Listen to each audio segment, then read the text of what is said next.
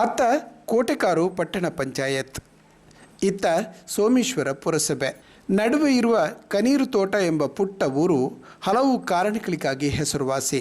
ಕರಿತ ನೀರಿನಲ್ಲಿ ತೋಟ ಬೆಳೆಯುತ್ತಿದ್ದ ಈ ಊರಲ್ಲಿ ಈಗ ಮತ್ತೊಂದು ಸಮಸ್ಯೆ ಎದುರಾಗಿದೆ.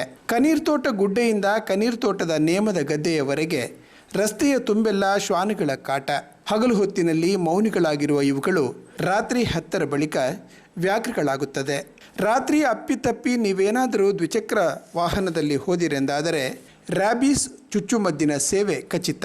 ಇತ್ತೀಚೆಗೆ ರಾತ್ರಿ 12 ಗಂಟೆಯ ವೇಳೆಗೆ ಈ ರಸ್ತೆಯಲ್ಲಿ ಸಂಚರಿಸಿದ ಯುವತಿಯೊಬ್ಬಳನ್ನು ಫಾಲೋ ಮಾಡಿ ಬಂದ 5-6 ಶ್ವಾನಗಳಿಂದಾಗಿ ಉಸಿರು ಬಿಗಿ ಹಿಡಿದು ಗಾಡಿ ಓಡಿಸಿದ ಯುವತಿ ಕೊಲ್ಯದಲ್ಲಿ ಕೈಕಾಲು ಬಿಟ್ಟದ್ದು, ತಾಯಿ ಮಗಳು ಮನೆ ಸೇರಲು ಹೆದರಿ 5 ಕಿಲೋಮೀಟರ್ ಸುತ್ತು ಬಳಸಿರುವುದು ಮಾತ್ರವಲ್ಲದೆ ಇಂತಹ ಸ್ಥಿತಿ ಹಲವರಿಗೆ ಅನುಭವಕ್ಕೆ ಬಂದಿದೆ. ಈ ಶ್ವಾನಗಳ ಆಕ್ರೋಶ CCTVಯಲ್ಲಿ ದಾಖಲಾಗಿದ್ದು, ಸ್ಥಳದಲ್ಲಿ ಆರಾಧಿಸುವ ಮಲಯಾಳ ಚಾಮುಂಡಿ ಮತ್ತು ಪರಿವಾರ ಶಕ್ತಿಗಳೇ ನನ್ನನ್ನು ಉಳಿಸಿದೆ ಎನ್ನುತ್ತಾರೆ.